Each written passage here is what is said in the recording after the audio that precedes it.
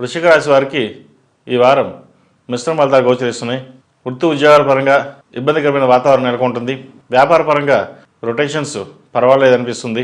చిన్న చిన్న ఆటంకాలు ఏదైనా సరే ఈ వారం బాగుంటుంది. అయితే వ్యాపారంలో లాభాలు బాగుంటాయి. రొటేషన్స్ ఎలా ఉన్నా వ్యాపార పరంగా బాగుంటుంది, లాభాలు బాగుంటాయి, కష్టం తగిన ప్రతిఫలం లభిస్తుంది. భాగస్వామి వ్యాపారాలు కలిసి వస్తాయి. మీకంటూ ఒక గుర్తింపు అనేది తెచ్చుకోవడానికి ఎంతో ప్రయత్నిస్తారు. మొత్తం మీద వ్యాపార పరంగా బాగుంటుంది. రియల్ ఎస్టేట్ బాగుంది, సాఫ్ట్వేర్ రంగం బాగుంది, అలాగే బొటిక్స్, కాస్మెటిక్స్, జ్యువెలరీ, వస్త్ర వ్యాపారస్తులకు ఈ వారం బాగుందని చెప్పొచ్చు. చిరుధాన్య వ్యాపారస్తులకి బాగుంటుంది. కూరగాయలకి, టిఫిన్ సెంటర్స్కి ఈ వారం బాగుందని చెప్పొచ్చు. అంటే ప్రతి ఒక్కరికి వారి వారి బిజినెస్లో ఏదో విధంగా, ఈ బిజినెస్ అని చెప్పలేం కానీ ప్రతిలో ఏదో విధంగా లాభం మటుకి ఈ వారం ఉంటుంది. కష్టానికి తగిన ప్రతిఫలం లభిస్తుంది. ఉద్యోగస్తులో మంచి మార్పు ఉంటుంది. విదేశీ వ్యవహారాలు కలిసి వస్తాయి, అనుకూలిస్తాయి కూడా. విదేశంలో ఉంటున్న వారికి మంచి ఉద్యోగం లభిస్తుంది. అలాగే వివాహం కాని వారికి వివాహ ప్రయత్నాలు చేయండి, మంచి సంబంధం కుదురుతుంది. జీవిత భాగస్వామి సహాయ సహకారాలు ఎప్పుడూ ఉంటాయి.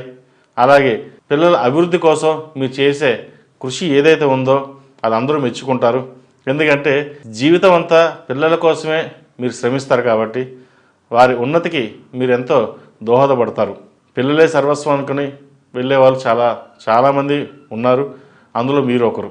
ముఖ్యంగా పిల్లల కోసం, వారి భవిష్యత్తు కోసం ఎన్నో త్యాగాలు చేస్తారు.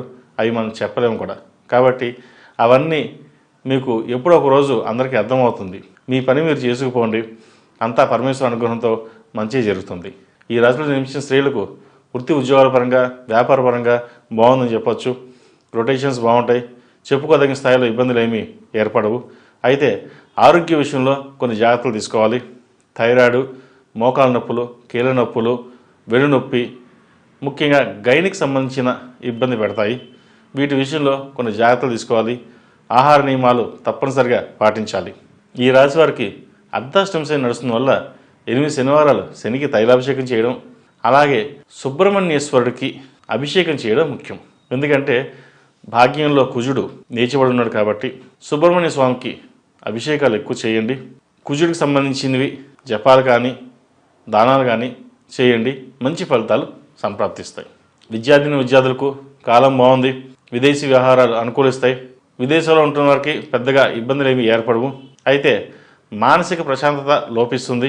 అది ఉద్యోగపరంగా కావచ్చు, వ్యాపారపరంగా కావచ్చు, చదువుపరంగా కావచ్చు. ఏదో విధంగా మనశ్శాంతి లేకుండా ఉంటుంది. దానికోసం సుబ్రహ్మణ్య ధ్యానం ఎక్కువ చేయండి. సుబ్రహ్మణ్య అష్టకం పఠించండి. సుబ్రహ్మణ్య పాశుపత కంకణం కానీ, సుబ్రహ్మణ్య పాశుపత రూపు కానీ మెడలో ధరించండి. మంచి ఫలితాలు సంప్రాప్తిస్తాయి. వివాహం కాని వారికి వివాహ ప్రయత్నాలు చేసుకోవచ్చు. మంచి సంబంధం కుదురుతుంది. అయితే వివాహానికి ముందు జాతక పరిశీలన చేసుకుని ముందుకెళ్ళడం చెప్పదగిన విషయం. ఈ రాశిలో జన్మించిన వారికి కలిసి వచ్చే సంఖ్య 5, కలిసి వచ్చే దిక్కు తూర్పు, కలిసి వచ్చే రంగు మెరూన్. ప్రతిరోజు ప్రతినిత్యం ఓం నమః శివాయ ఒత్తులతో దీపారాధన చేయండి. అలాగే ఎరుపు ఒత్తులు మంగళవారం నాడు వెలిగించినట్లయితే మంచి ఫలితాలు సంప్రాప్తిస్తాయి. తదుపరి ధనుసు రాశి.